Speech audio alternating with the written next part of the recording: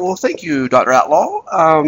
As Veronica pointed out, my name is Dr. Ryan Rucker. I am a instructor here at Midlands Technical College within the Department of Information Systems Technology, and I'm also a adjunct instructor at George Mason University within their Masters of Instructional Design and Technology. So what I wanted to share with you for a few moments this morning is my dissertation that I just completed in May, which was entitled Exploring Faculty Use Before and After a Learning Management System Migration. So to begin, when I was thinking of the topic that I wanted to select, given that I have a strong background in instructional design and technology, we all use, as instructional technologists or designers, a learning management system every day. And as I was reading and reviewing literature, I noticed that there was a lot of literature on the use of learning management systems. So what was faculty's overall adoption of a learning management system? What tools within a learning management system do most faculty members adopt? Why don't they adopt certain tools? And so there was a lot of literature out there.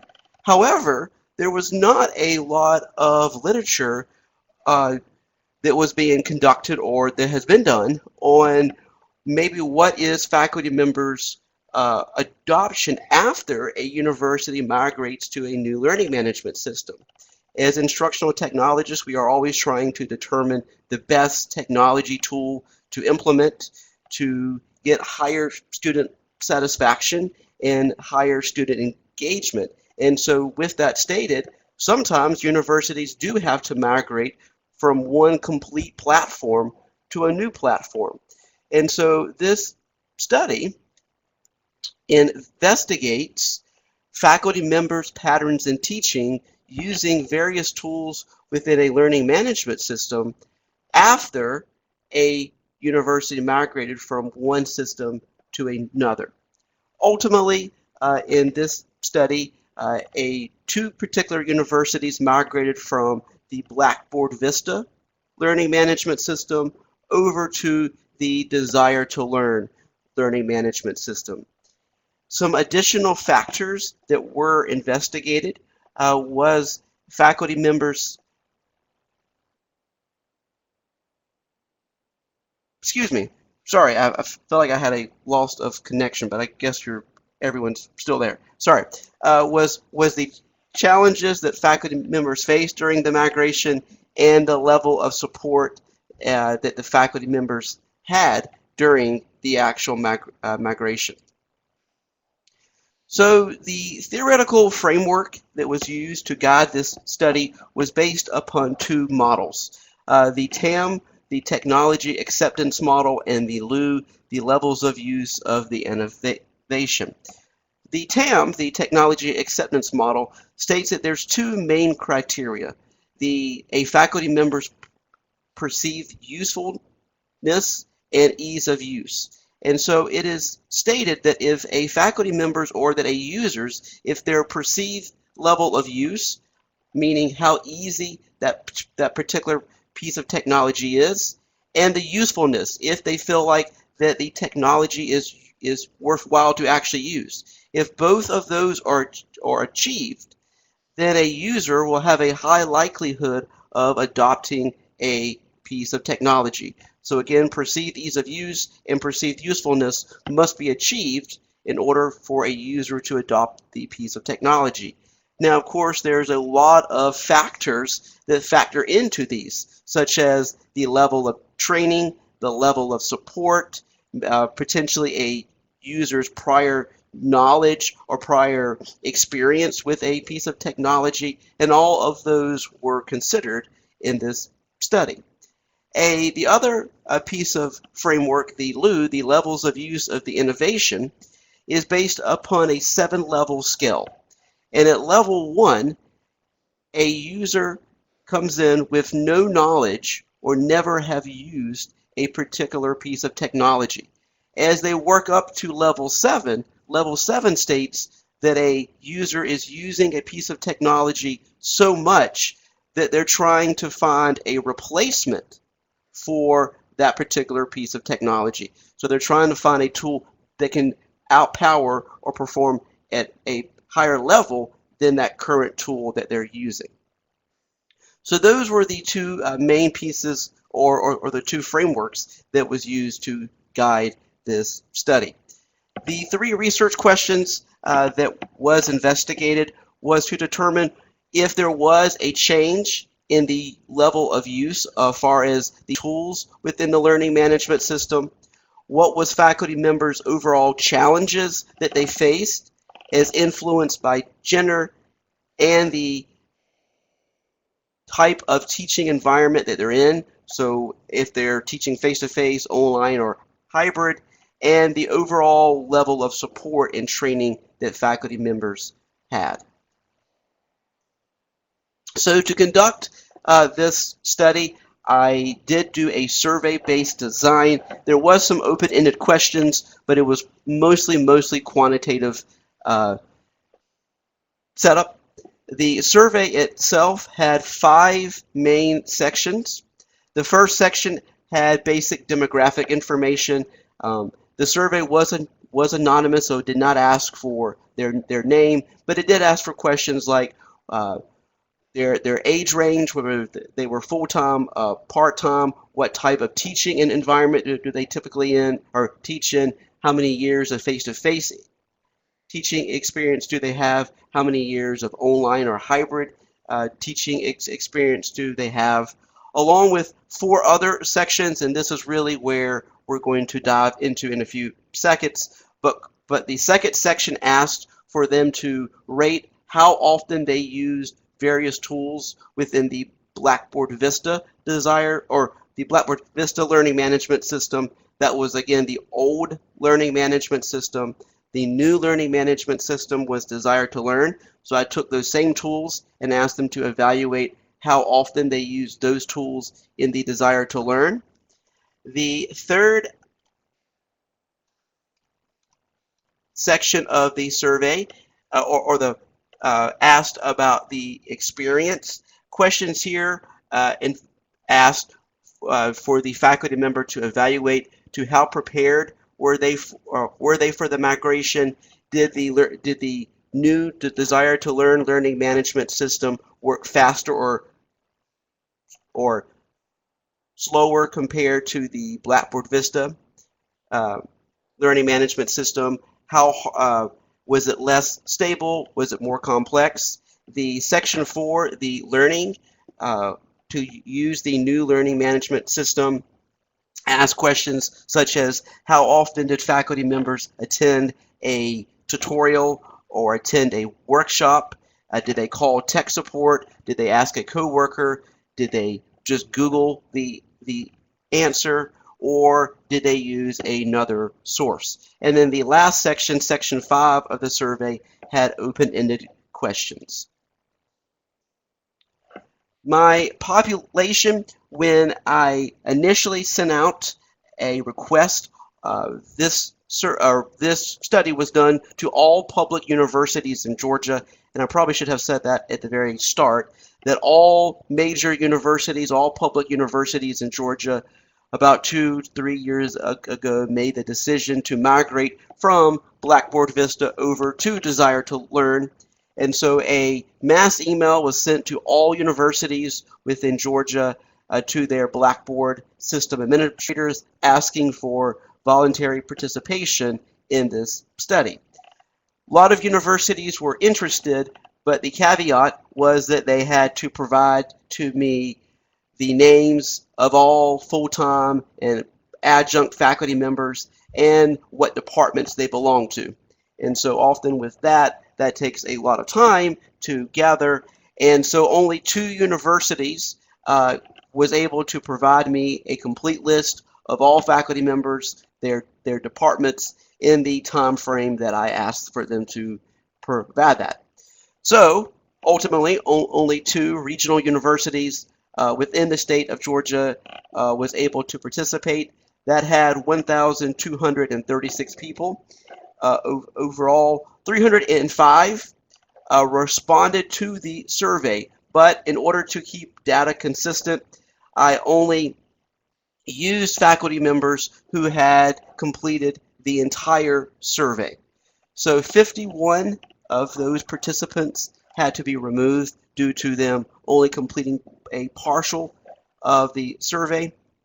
So that had an overall response rate of 20.55% with 254 participants. Again, like I just previously said, an initial email was sent to all universities, but 2 universities agreed to participate. The survey itself was hosted on Qualtrics. Data was gathered mid-October through mid-December.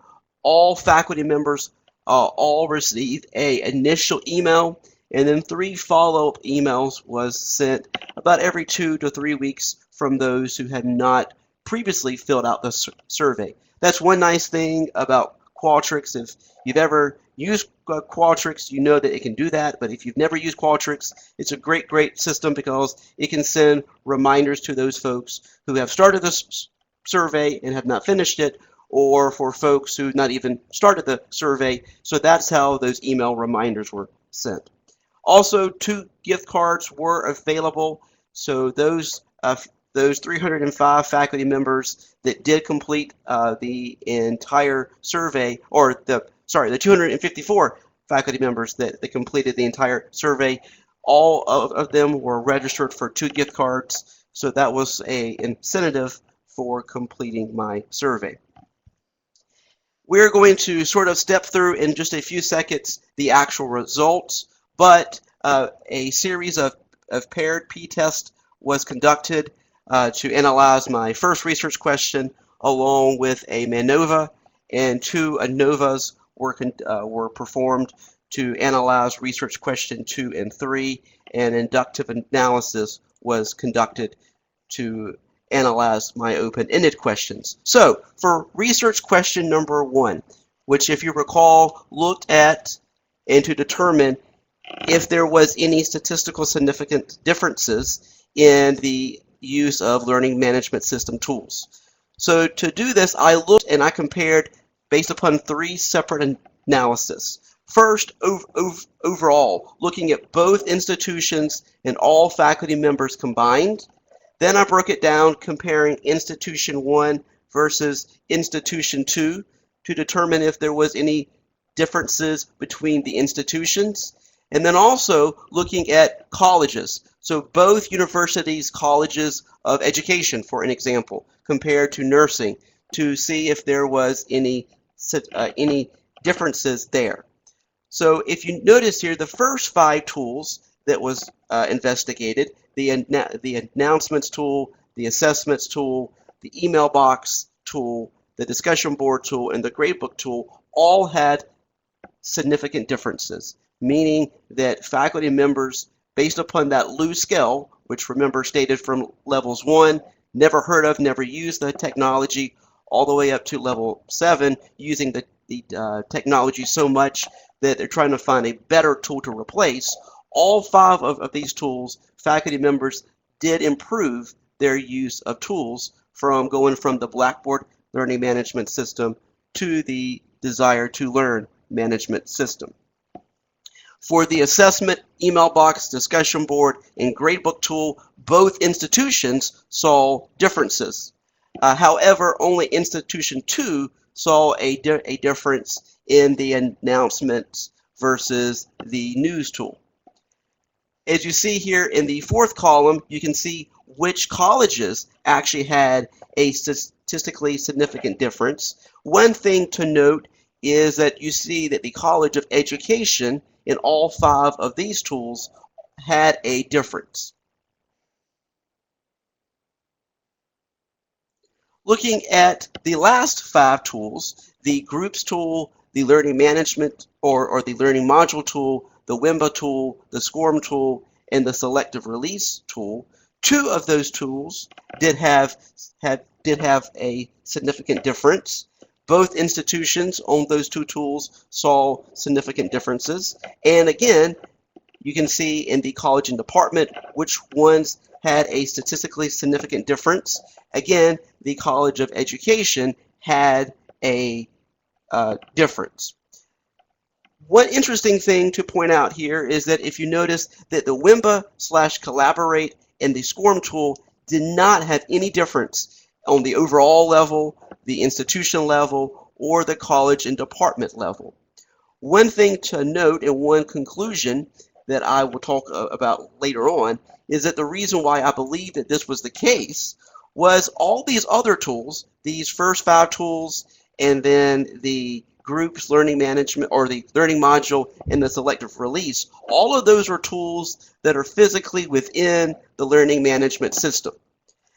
WIMBA and Collaborate, much how we're using Adobe Connect, those are what those are, but those lie outside of the learning management system. And SCORM, to create SCORM-based content, you've got to use an application such as Adobe Captivate, Camtasia, or another application. So those are 2 tools that are outside the learning management system, and that's why I believe that those 2 tools did not have any statistically significant differences. All right, also with research question number 1, I also wanted to look at to determine if the faculty status, whether faculty status meaning if the faculty member is full-time or adjunct, and their typical courses taught. So do they typically teach face-to-face courses? Do they teach all online or hybrid? Or do they teach a mixture of online hybrid, to see if there was any differences based upon those particular variables. Using Place Trace, I found that faculty status and the types of courses typically taught was not significant. So based upon if they were adjunct or full-time or the types of courses, it did not make a difference based upon their level of use of those tools.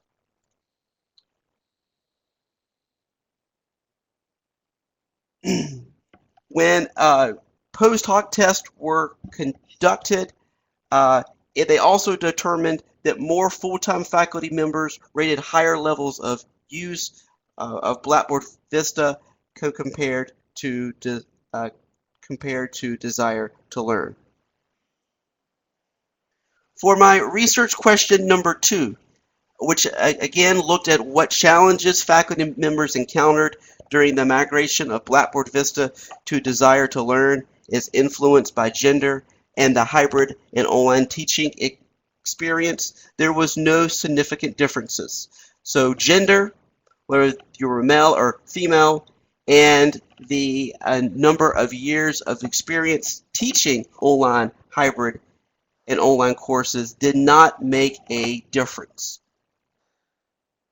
Again, research question 2, just to recall, looked at what challenges, so this is not based upon their levels of use, but just their overall challenges. Research question 3, which looked at the level of training and support that a faculty member had.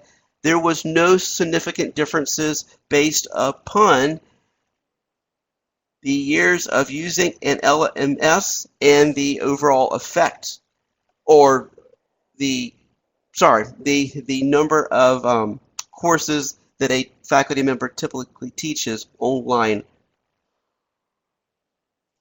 All right, so to look at the overall findings, what I found was that based upon the open-ended questions, that while there was differences in the quantitative piece as far as faculty members evaluating their use of one tool in Blackboard Vista to another tool in Desire to Learn, when asked them, or when asked in an open-ended question, 66.28% of faculty members said that they did not change or did not use a particular tool more in Desire to Learn compared to Blackboard Vista.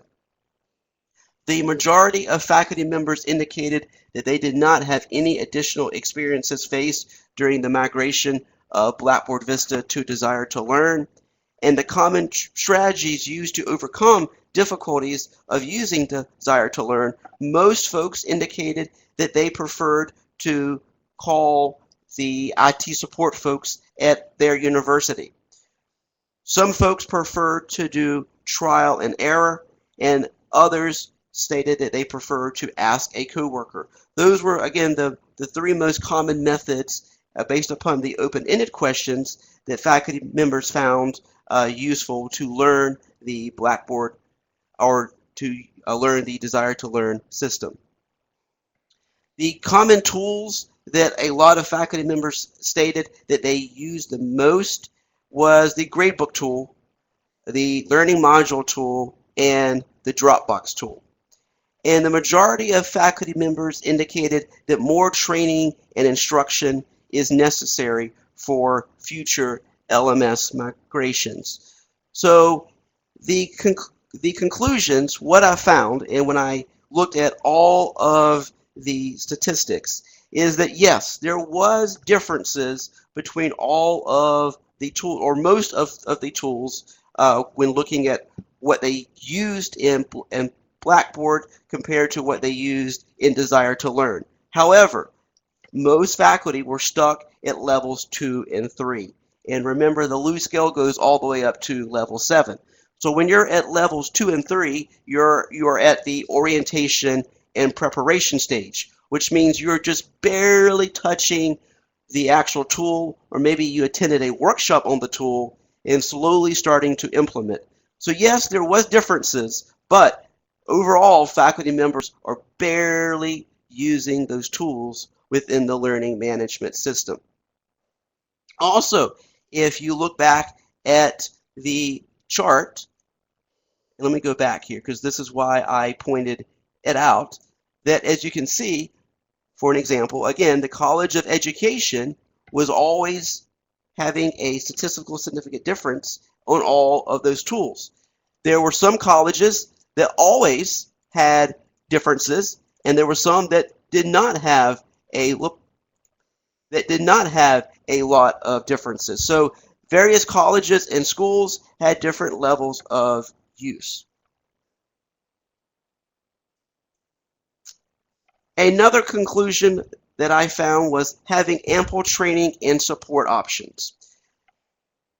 Most stated that training, or most faculty members said that the university offered their training sessions to learn the Desire to Learn LMS while they were teaching class.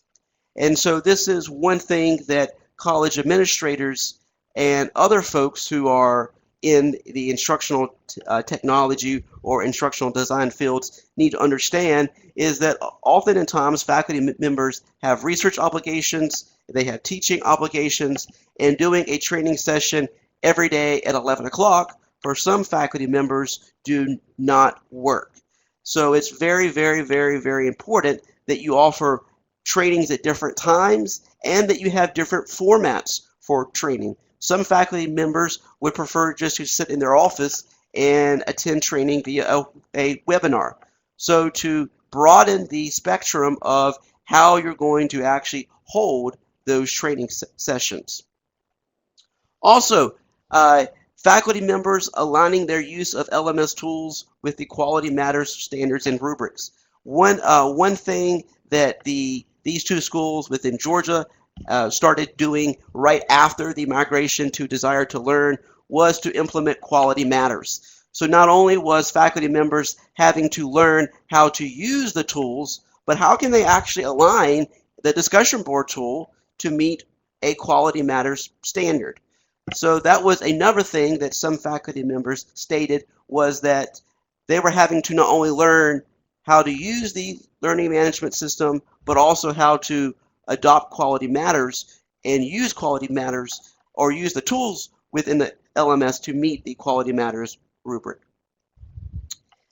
Another interesting thing that some faculty members stated was that when they met with a instructional designer to or a instructional technologist to review certain things about their course to make sure that it was going to transfer over successfully to Desire to Learn. Many of them, or many of these designers, it took them extra weeks to get back to them because those designers were overworked. So one of the things that this study found was that there needs to be additional instructional designers and centers for teaching excellence at universities to help them with this process.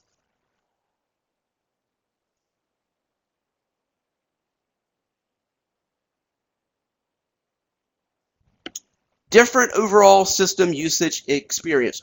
Overall, faculty members had a positive experience throughout the migration, along with being well-formed. Both faculty, or all faculty members at both universities, said that the university did do a pretty good job of letting them know about the migration up front and how to prepare for the migration. One thing that I did not add to this slide, but one thing that was a common theme in the open-ended questions was that some faculty members stated that they wished that the university gave more time to make this transition, because if you're teaching at the master's or at a PhD level, sometimes those courses are not offered every semester. And so faculty members only had about 8 to 9 months to take their current course that was in Blackboard Vista, make sure that make sure that it's going to easily convert over to the Desire to Learn learning management system. So given that they only had 8 months, and of course they have research applications and they're currently teaching courses that semester, courses that are not offered every semester, or even courses that are only offered every other year, those courses got left out. And so that's one thing that designers and administrators need to remember, is when you're having a learning management system migration, there are some times that certain courses, they're not offered every single semester. So it's very, very important to take that into consideration and then maybe allow those particular faculty members extra time, because again, those courses are not being taught every single time.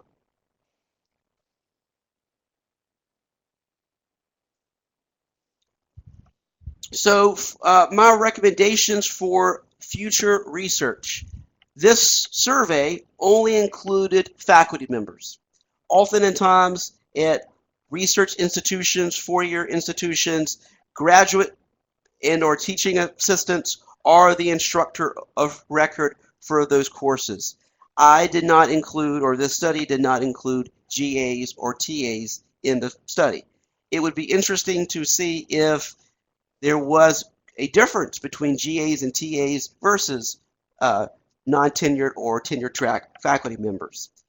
Also, to include various types of universities and colleges. Again, this study only looked at four-year institutions. It did not look at technical colleges, for-profit institutes. So my recommendation for future research is to look at other types of universities besides four-year institutions. Investigate various learning management systems out other than Blackboard Vista and Desire to Learn. There's 9, 10, 15, 20 other types of learning management systems that universities use, from Canvas to Moodle. So to look at other types of learning management systems besides Blackboard Vista and Desire to Learn, to see if the results were similar. And to also investigate learning management system migrations in different parts of the U.S. and the world. Again, these two universities were located in the state of Georgia, so it would be interesting to see if the results are the same for schools across the country and in different countries. For practitioners, what I found and what I concluded with was that administrators need to support the hiring of additional staff and provide faculty incentives. Again, many of the faculty members stated, especially in the open-ended questions, that while they enjoyed working with an instructional designer or an instructional technologist, it would take them a long time to get back with them because the designer was having to work with everyone across the entire university to help convert their courses from Blackboard over to Desire to Learn, along with them themselves were having to learn Desire to Learn. So again, administrators need to support the hiring of additional staff. Also provide faculty incentives. What many of the faculty members stated in the open-ended questions, again, was that they had to convert their class over to Desire to Learn, and some of them thought that that was beyond their job duty, and that they felt like that they needed some sort of stipend to do that. For faculty, be willing to learn the LMS and the tools. It's okay to experiment with the tools. We probably all have used a tool or did a lesson a little differently from one semester to the other and realized that it worked great or it did not work great. So again, based upon the results that faculty members are stuck at levels 2 and 3, there needs to be a lot more experimenting and the willingness to learn new tools to help increase student success. And then far as the support staff, which that includes designers and instructional technologists, provide the training at convenient times. Again, like I mentioned, faculty members stated that holding training sessions every day at 11 o'clock, most of them were in class at 11 o'clock. So be creative on how you offer training times. Maybe instead of having training times at 11 o'clock, figure out when that particular department or when a department has a faculty or has a departmental meeting, and do your training during that time, because you know that most of the faculty members in that department is going to be there in that meeting. So to be creative in figuring out ways to better train faculty on learning a new learning or learning the new learning management system. All right, I know that was kind of quick, but that, in a nutshell, that was the results that my study found. Are there any questions or anything?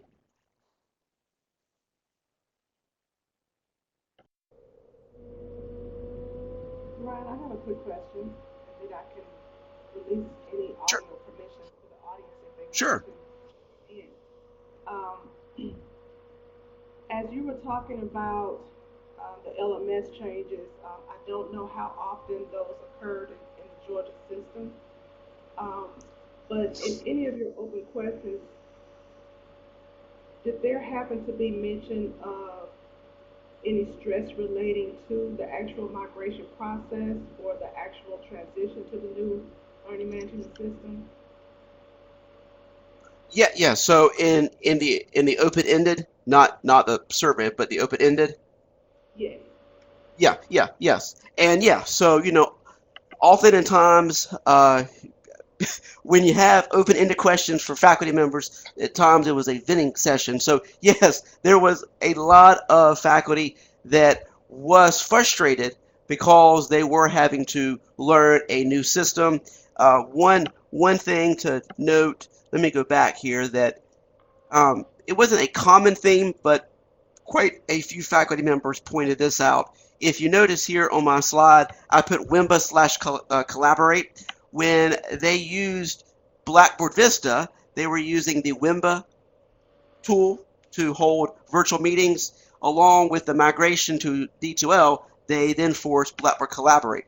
So many faculty members were saying, okay, now not only do we have to learn Desire to Learn, we're having to learn Collaborate, and then one university was also having to convert to Banner. So it was, we're all of a sudden you're changing all this instructional technology at once. So yes, there was quite a few faculty members that was frustrated because for many years, Blackboard Vista was used. And Veronica, I don't know if you're familiar with Blackboard Vista, but Blackboard doesn't even support Vista. They now are on Blackboard Learn.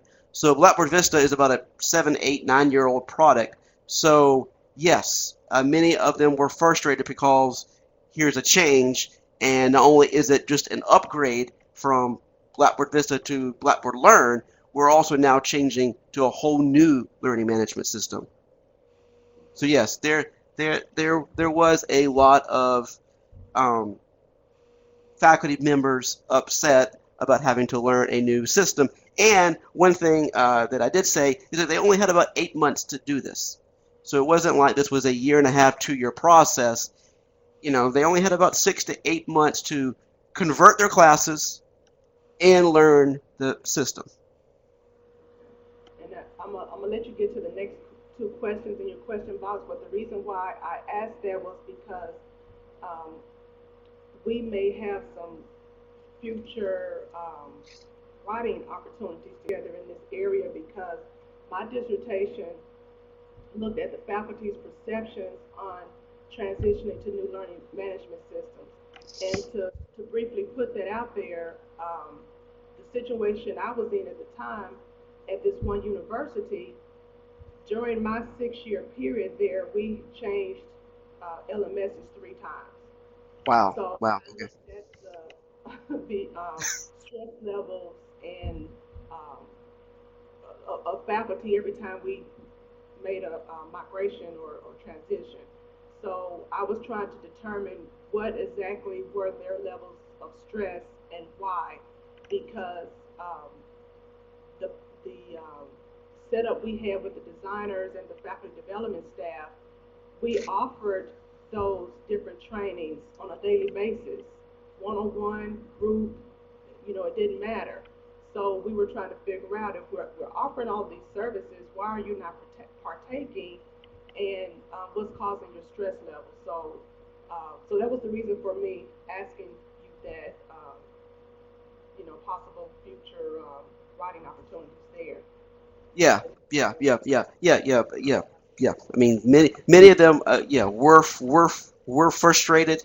But then that kind of ties into the question here: were faculty members willing to attend training? They said yes, but then they kept on saying that, well, they're not offering them at convenient times. So what is a convenient time? Maybe perhaps doing a survey of asking faculty members, when, as a whole, when are convenient times. Another study, and like I mentioned sort of at the start, there was not a lot of literature on this. I was only able to find 3 studies ever done on faculty adoption before and after a learning management system migration. But in 2 of those studies, they again found it successful to train faculty by department. Instead of offering all these training sessions and kind of just letting them coming at will, figuring out when certain departments hold faculty meetings and asking to get on the schedule for faculty meetings or departmental meetings, because then that most faculty in that department's going to be there during that time. Yeah, that's interesting, because we kind of did a mixture of that too: department meetings, individual, virtual, the classroom with the lunch type of lunch and learn sessions, and people still had a high percentage of indicating that they were stressed. Right.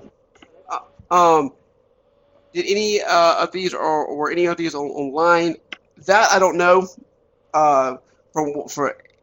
All the ones for folks were saying was that they could not attend because they were in class or was out of the state or out of the country conducting research and was not able to attend. So I don't know if any of those were done in a webinar or I do know both universities had asynchronous material out there, short little videos for faculty members to watch to learn the learning management system, but I don't know if any of them were synchronously online. George asked, were instructors involved in the LMS selection process? George, to be honest, I don't know. But what I can tell you is prior to my study, many moons ago, I was the Blackboard system administrator at that time what was the Medical College of Georgia. And when I was there, they talked about a potential move from Blackboard Vista to some product. So about 5-6 years ago, I was when I was in that world, and so they started talking about that process. They were unsure if they were going to actually do it. But one thing to note, because this affected all universities within the state of Georgia, Georgia is managed by the Board of Regents, so all universities were affected. So I can't imagine that there was not faculty members, maybe not at those particular universities, but at some of the universities within the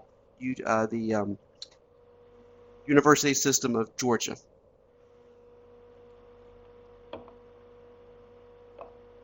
No, there was no expectations or mandate for faculty members to attend because this affected all faculty members, whether you taught face-to-face, online, mixture, full-time, and adjunct. So no, there was no mandate.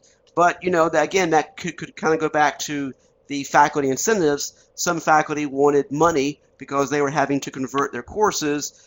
That may be a recommendation for future research or for future universities is have maybe a small certificate program for a faculty member to go through to learn the learning management system, and as part of that certificate, either there's some sort of monetary value or maybe there is a course release to learn or to go through a series of workshops to learn tools or about the new learning management system.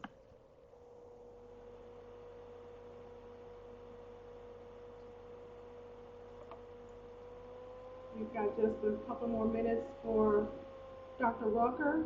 For those of you who came in a little bit later, if you want his handout, again, click on the bottom right of your screen in that little box, click the handout and click download and follow any on-screen instructions. I just pushed out his session survey to your browser, so you should get that in a new window. It'll probably take you 15 to 30 seconds to fill it out if you would. Other than that, he can stick around for a couple more minutes and address any questions, but I want to thank you and thank you, Dr. Rucker, for your participation in this